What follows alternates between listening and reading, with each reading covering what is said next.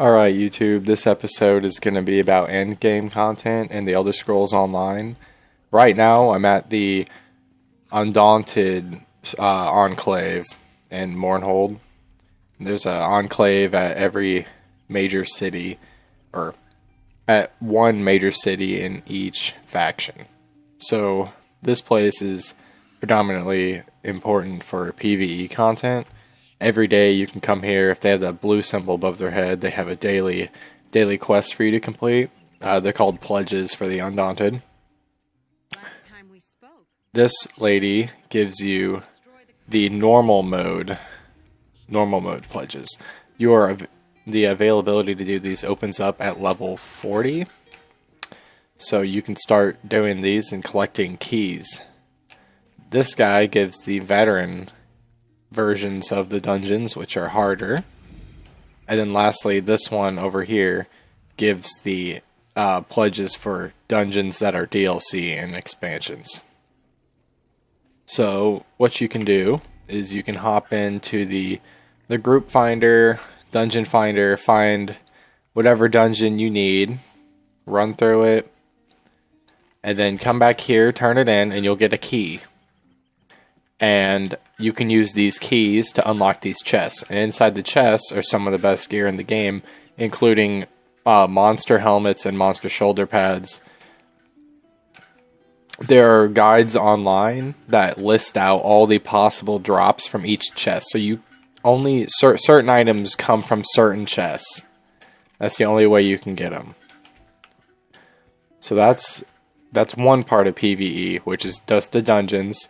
The second part requires more people and are called trials. An example of a trial, let me zoom out.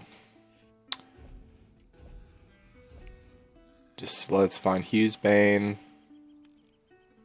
There's one in Hughesbane that takes you to a trial. Basically, trials are the equivalent of raids in World of Warcraft or in Star Wars The Old Republic or any other MMO. They're the large group endgame content. And that's also where you can get some of the best gear, but it's also some of the hardest content in the game. So if you're not interested in PvE, then the PvP side of things, you can pull up the Alliance War. So you can pick whichever campaign you want to join in. And once you're in, it's going to take you to Cyrodiil. This big area right here.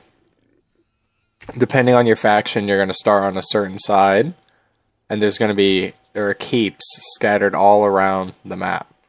And you're going to be fighting in a free-for-all battle. All the factions fighting against each other to take command of the keeps.